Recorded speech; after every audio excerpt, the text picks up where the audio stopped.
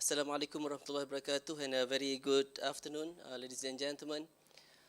My sincere thanks to the organizers for inviting us to introduce to you Malaysia Biodiversity Information System. And I believe that mybis is in line with our theme of the conference to promote innovation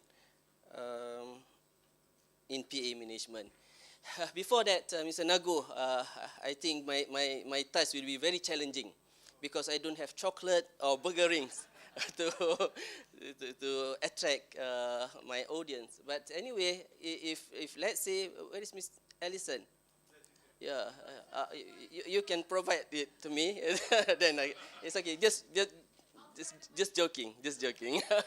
Okay, ladies and gentlemen, my presentation will comprise of a brief introduction on CHM, Clearinghouse Mechanism, my CHM and mybis. I will explain to you shortly what does it mean, the key features of Malaysia Biodiversity Information System, including its statistics, who are the partners involved in sharing and also providing data in enhancing mybis, the present state of protected area database in the context of Malaysia, and why do we need a PA database in order to enhance our PA management, the expectation from the government as outlined in the National Policy of Biological Diversity 2016-2025, the way forward.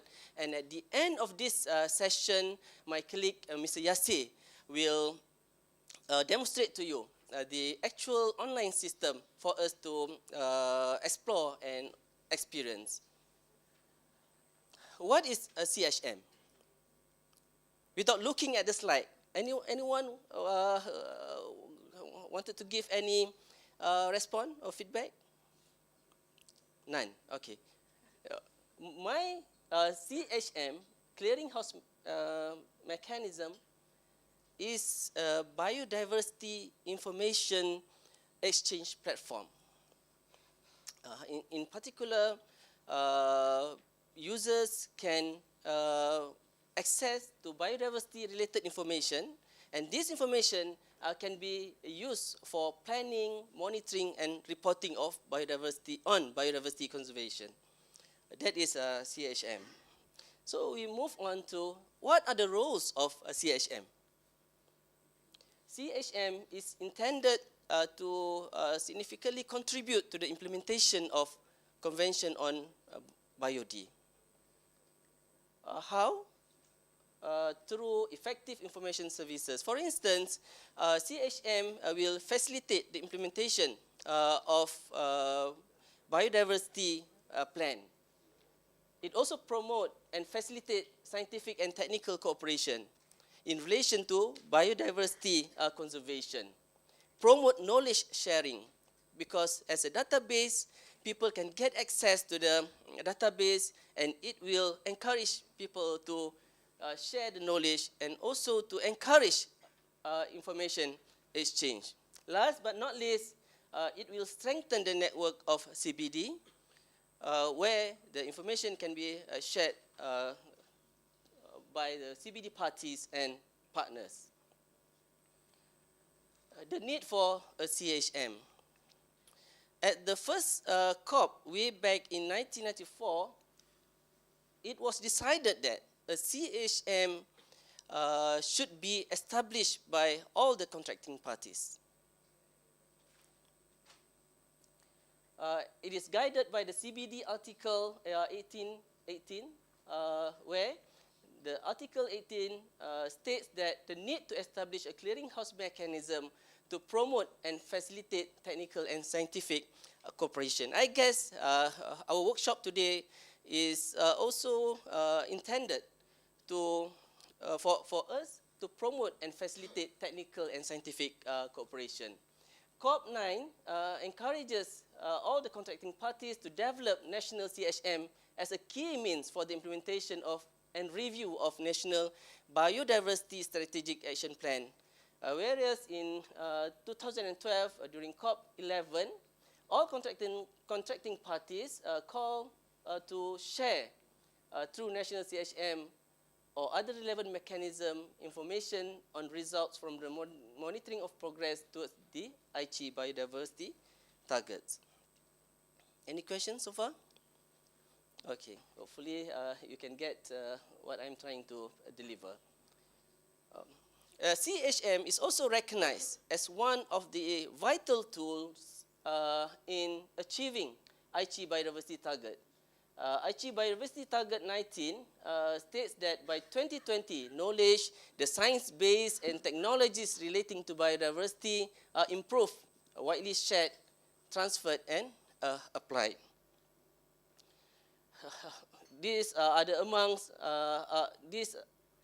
others articles that supporting the establishment of CHM, including Article 13, which encourage the use of CHM to promote and encourage understanding on biodiversity conservation. Article 16 on transfers of technology. Article 17 to facilitate and exchange information. And on Article 26, CHM can be used in assisting us preparing a report on biodiversity planning and biodiversity activities. Malaysia, as signatory to CHM, has taken concrete steps as well, where Malaysia has developed a national clearinghouse mechanism known as Malaysia Clearinghouse Mechanism, MyCHM, way back in 2004, based on Flora of Peninsular Malaysia database. MyCHM Phase 2, Phase 1 was launched in 2008 with an improvement in its features, and MyCHM Phase 2 was launched in 2010. In 2014, MyCHM Phase 3 was launched, and this database can be considered as a comprehensive biodiversity database as of now. And this is MyBis. Yeah? I don't have chocolate, I don't have burger rings, but I have MyBis. Not my business, but Malaysia Biodiversity Information System. Malaysia Biodiversity Information System is an enhancement and rebranding of Malaysia Clearinghouse Mechanism. Previously, the target users are scientists and policy makers, but now we want also the civil society at large use this platform to enhance their knowledge and also to promote biodiversity conservation among them. It is available online. You can even access it now via www.mybis.gov.my. It aims to be a one-stop repository as a gateway to biodiversity information in Malaysia. It will provide effective and efficient dissemination of biodiversity information and also can be used as a tool to raising public awareness on biodiversity conservation. As compared to the previous version, its functions also have been improved from a portal to information system, whereby the database has the capacity to analyze the biodiversity data. That means we can put a meaning to the data, and then the data can be translated into action and can be used by the policymakers, can be used by the scientists for information-based decision making. Nowadays, MyBis provides easy access to biodiversity information. The interface is more user-friendly and also enable advanced search.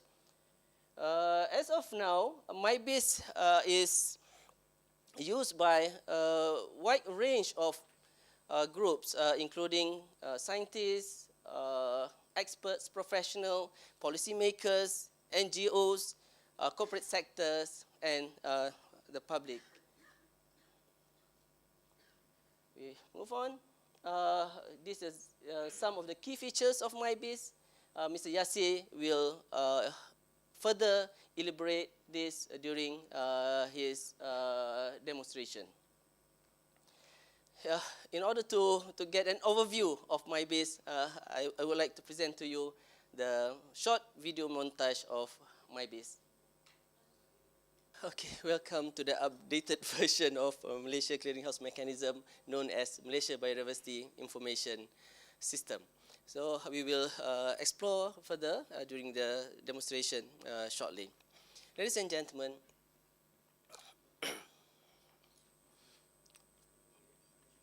if you look at this slide, the slide shows that MyBis contains at least 100,000 data set at this point in time.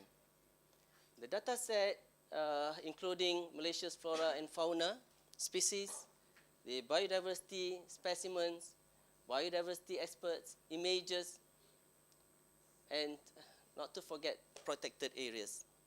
In the context of protected areas, MyBis covers a wide range of types of protected areas that include national parks, state parks, marine parks, wildlife sanctuaries, forest reserve, etc.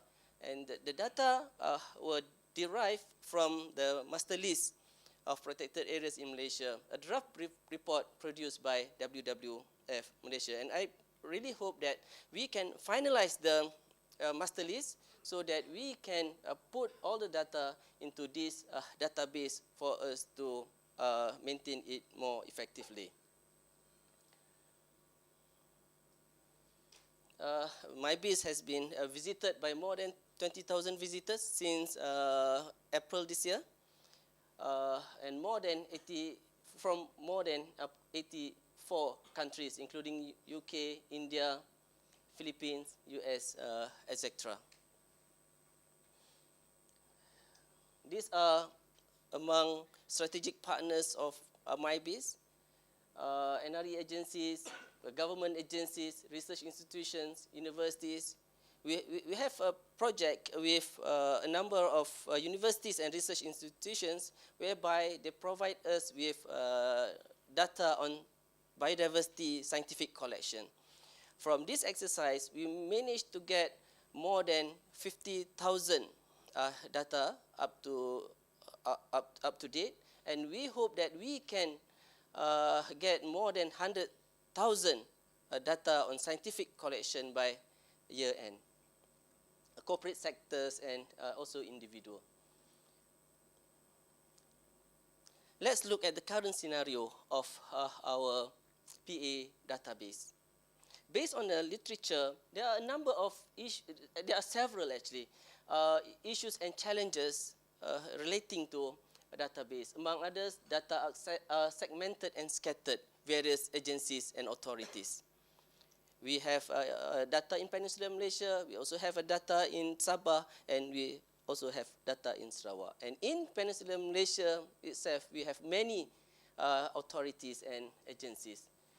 Lack of availability of information, no uniform data sheet, no official register of protected areas to record new PA as well as to record changes to the existing PA, limited access to PA information due to no integrated PA management information system, changes in the PA status were not updated due to no regular update on status of PA, and not to forget the lack of funding for maintenance and management of database.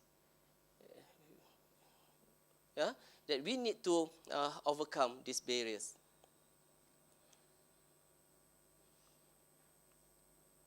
Based on that issues and challenges, we suggest that PA data should be deposited and maintained in a centralized database.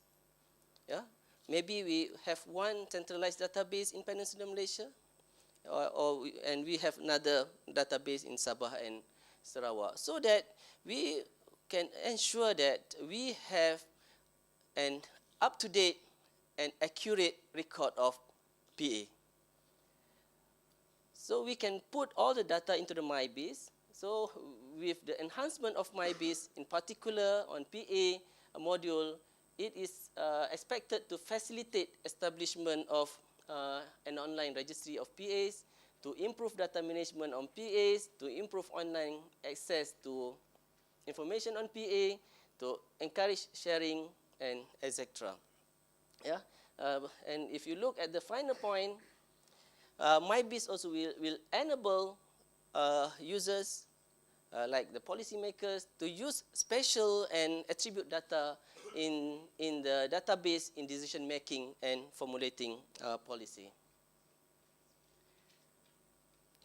The establishment of mybis is advocating a national policy on biological diversity 2016 to 2025, where Action 6.4 aims to improve the effectiveness of PA management, and Action 16.2 emphasizes the need to establish comprehensive database and monitoring program. So you can always refer to DKBK, Dasar Kepelbagaian Biodiversity Kebangsaan, to look into the need of establishing national database on biodiversity. As a way forward, mybis is just a house. We need all stakeholders to actually share the data, share the information to mybis, so that mybis is well equipped, so the data or the information in the mybis can be used for informed based decision making. It is indeed a dynamic process. We cannot see the result by tomorrow, but with a strong commitment and participation from all stakeholders in providing the information, in sharing the data, will enhance further mybis, so mybis can be a one-stop repository for PA module that can enhance our PA management. So mybis is about working together to improve the effectiveness of the PA management. With that, ladies and gentlemen, I will pass the session over to Encik Yasir for him to do the demonstration.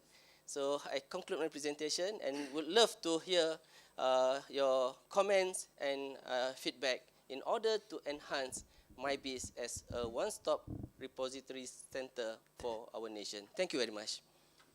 Saya hanya ambil sikit je masa untuk terangkan sikit tentang pembangunan pengkalan data protected area di dalam mybis lah. Apa yang sebenarnya kita nak bawa maklumat PA ni ke dalam mybis supaya kita boleh memberikan kesedaran dan juga makluman kepada publik. Itu je yang kepentingan mybis sebenarnya ya. Okay. So untuk kalau tuan-puan buka laman mybis ya, maklumat yang PA kita sedia ada itu adalah maklumat yang kita terima pada tahun 2010 lah. Dan maklumat terkini akan dikemaskini berdasarkan master list yang akan dibekalkan oleh NRE lah. So kita akan mulakan daripada master list yang akan diterbitkan pada hujung tahun ni, dan kita akan kemaskini dalam mybis lah. So bermula daripada data tu kita akan perkembangkan maklumat-maklumat tersebut, sebab peranan mybis bukan sekadar kita nak menyimpan data secara statik. Kita cuba linkkan data-data tersebut dengan beberapa maklumat lain lah yang kita ada dalam mybis, terutama data-data yang melibatkan spesies lah ya. Sebab tulang belakang kepada mybis adalah data spesies. So kita cuba nak integratekan, contohnya satu kawasan protected area itu, apa spesies yang berada di kawasan tersebut. Sebab melalui dengan kaedah itu kita boleh menilai berapa tahap kualiti protected area tersebut lah, berdasarkan ekologi dia, berdasarkan status spesies tersebut lah. So dari situ kita nampak kepentingan sesuatu kawasan protected area lah. So kalau kat sini kita boleh tengok beberapa maklumat yang kita sediakan lah. Cuma yang ada dalam ni adalah maklumat yang asas je. Contoh saya ambil Pulau Tioman. So kat sini kita ada yang marine dengan yang wildlife lah.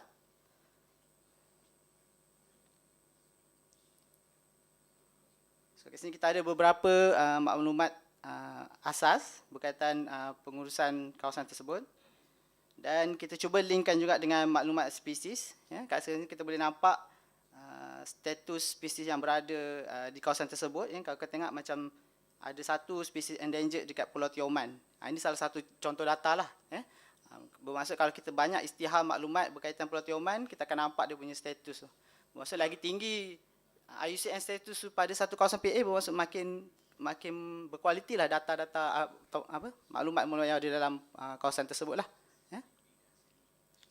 So, ini maklumat yang sedia ada. Kita akan cuba perkembangkan kepada data-data yang merujuk kepada kawasan protected area, terutama contohnya daripada bentuk muka bumi, soil, cuaca dia yang kita boleh integrate dalam satu pekalan data, dan kita akan keluarkan analisis untuk protected area lah. So, kat sini lah kita akan guna pakai jumlah total area untuk kita isytiharkan dalam laporan ACI nanti. Sebab laporan ACI kita kena nyatakan berapa percentage dah kita punya kawasan protected area berbanding dengan seluruh kawasan Malaysia lah. So kita akan guna pakai data standard lah kat sini. Bermaksud kita harap ada feedback daripada agensi untuk menyumbang data supaya kita dapat exactly nilai lah, ya, kawasan protected area. So saya rasa pembentangan saya untuk modul ni yang tu je lah. Dalam mybis ada banyak modul, tapi yang related dengan seminar ni adalah mulai protected area ni je lah. So tuan-puan boleh layari dan lihatlah maklumat yang boleh tuan-puan bekerjasama dengan pihak kami untuk kita standardize, centralizekan maklumat ni lah. Ya? So, saya rasa sampai sekat tu je. Terima kasih.